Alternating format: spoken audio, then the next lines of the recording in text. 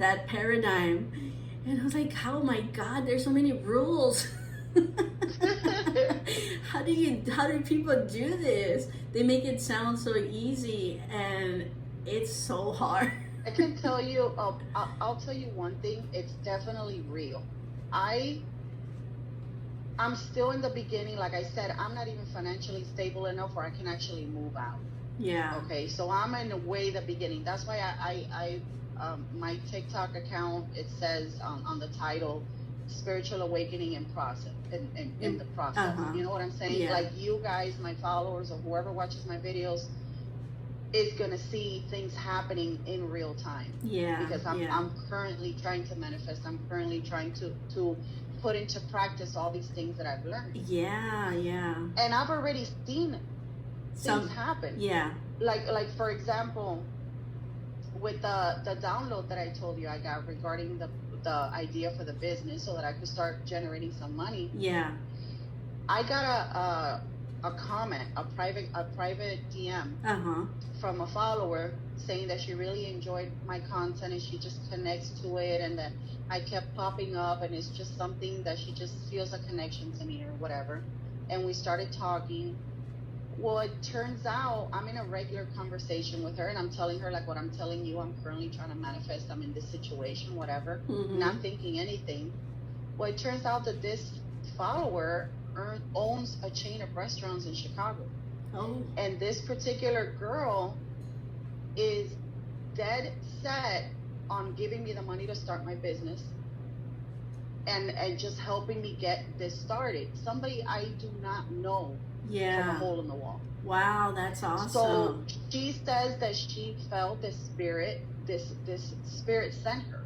Yeah. That she was just really connecting with me, and she wants to help me. That she feels like I'm her sister, and like that we've been friends in many lives or whatever. And a totally real like I researched her. Yeah. She sent me her different social media accounts. She's like, look, I'm not a crazy person. Yeah. You know. And I researched her, and I researched her restaurants and her family, and it's not a crazy person. Yeah. She just really, so to me, that's the universe sending me something. Yeah. I've been trying to manifest this. I got the download, been trying to manifest it, been doing my part. So I'm attracting these people into my life, these things that are going to change my life. Yeah. And to me, the reason I tell you the story is because I don't think in a normal reality something like that would happen. We miss it. That's Yeah. What I'm saying, like, so to me, it's proof that something's working. Yeah. Yeah, that's awesome. So that's what I've experienced so far. Yeah. But that gives me enough of a push to say I'm on the right track, and all of this is real, and I can control my reality, and it's all in what I think, you know, and I just need to keep working on balancing my chakras, or doing this or doing that, and just growing more and more spiritually. And I know for 100% fact that my dreams will come true. Yeah. You know, once you get to really, really believe it and really get into the practice of it, it just starts happening, and you can't really deny it. I mean, I go out and I don't run into negative people anymore. Yes. How is that even possible? Yeah. I go to Walmart constantly. Yeah. You know very well how Walmart cashiers are, and they are all extremely nice to me now. People come and talk to me. I have kids that'll come and talk to me. Yeah. Like there's something happening energetically that is attracting a different reality. Yeah. So I completely believe in the whole matrix thing, and I also believe that we have complete control over it. Yeah, that's so true. You hit it on the dot. I feel the same way. It's like we're vibing on the same frequency as these other people that we attract. And the way I kind of see it is, good or bad, the people that we interact with on a daily basis, good or bad, it's a reflection of ourselves. Exactly. It's a reflection of ourselves. And like you right now, we're connecting, we're vibing, we're on that same frequency, energy frequency.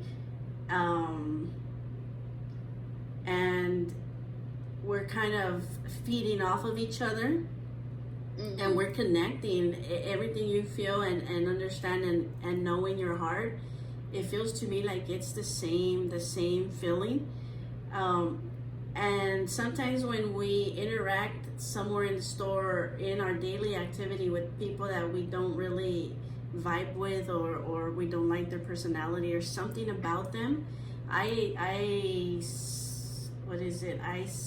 ask myself, are those feelings mine? Is that something that I have to work on myself, or is that person's aura or energy that I just need to stay away from?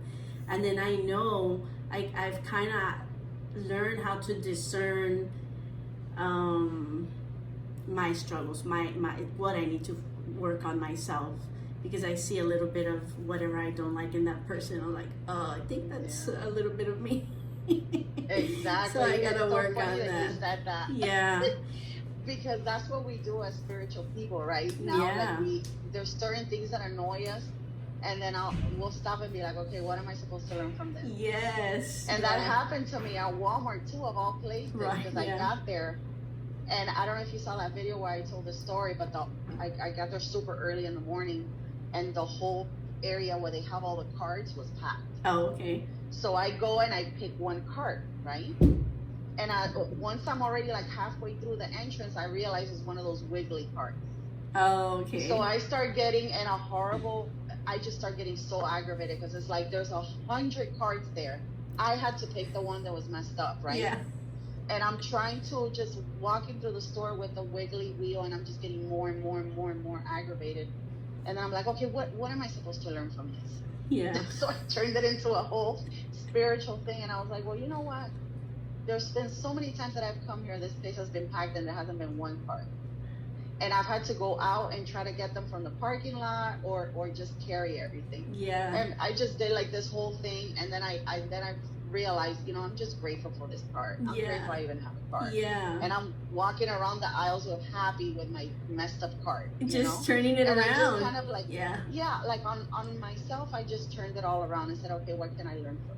Yeah, yeah. And that's true. That's something also that sometimes I don't catch it every time, but if there is somebody that's a little annoying, sometimes I think the same thing. Okay, what is it? Yeah. They're mirroring me something. My daughter, she's my biggest cheerleader. Oh, that's She's 17 cool. years old. Yeah. And she is totally into it, and she's learning herself, and she'll come and she'll be like, Mama, I had this dream. What do you think this dream means? Is it my subconscious or my higher self trying to tell me this or trying to tell me that? So she's learning as I learn. That's awesome. And she's totally accepting of it. Then I have my 6-year-old, but he's not only 6, but he also has Down syndrome. So he's not really verbal or anything right now. And I love what you're doing with your community you're creating. That sounds awesome. That's something that I've been trying to kind of be a part of, find some. And you're welcome to join us. Anything changed? Like, I was brought up always in Christianity. Yeah.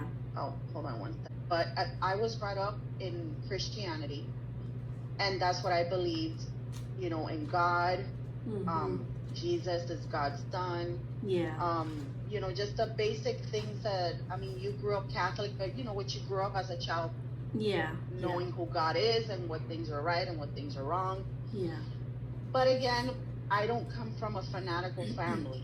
So it's kind of like, we're Christian, but nobody goes to church. Yeah. So it's like, and if I did, it was very few times. Yeah. So the difference in what I believe now, it has changed a lot, because for one thing, now I know that I did not come from Adam's rib. Yeah. And Adam did not come from the ground, from the earth. Yeah. I know that we all come from source, and that that's why we're all one, right? Yeah. I believe that's why Jesus was no better than us. Yeah. Because he again came from source, just like we do. Yeah.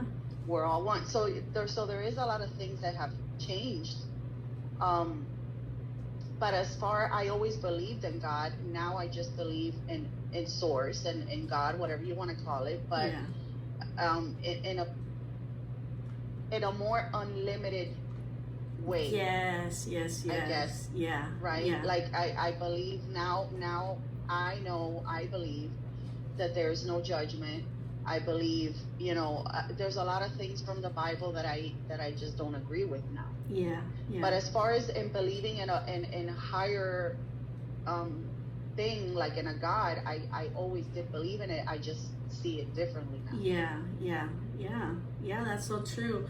We've it's like, to me, I found it to reinforce my beliefs so much so that down to I mean, the evidence is, it's there. We just have to find it. I think, I'm not sure if I think you've posted something similar about our DNA and what it says on our DNA, that they found that on every human DNA it says God within the body, or something like that. And that totally blew my mind. Like, I didn't know that. I don't think I posted that. No, I've never heard of that. Yeah. Did I post that? I'm not sure if I've seen a couple of I'm gonna videos. look into that. That's so cool. Yeah, that is. You know who talks about that a lot is Greg Braden. Have you heard of him? Greg Braden. He usually speaks a lot together with Joe Dispenza and what's his name? Something, I forget his first name. Lipton. Some of the people that I kind of follow and I have learned a lot from definitely has Dolores Cannon is what brought me into the hypnotherapy thing, and then Greg Braden definitely opened up my mind tenfold. Joe Dispenza, I forget that guy's first name, but something Lipton. Bob Proctor, have you heard of him? Oh, I love him. Yeah, he's awesome too. The Law of Attraction. King. Yeah, all of these people, they've been doing it. Abraham Hicks. Yeah, there you go. Yeah. And they look at me like, what are you talking about? And then I was like, okay, shut up now. So I want to thank you so much for being a part of this, and I'm trying to for having me too. I love that I could be a part of this. The very first hypnotherapy session that I had, it was an activation. I didn't know at the moment that it was an activation, but later on, you do your hypnotherapy.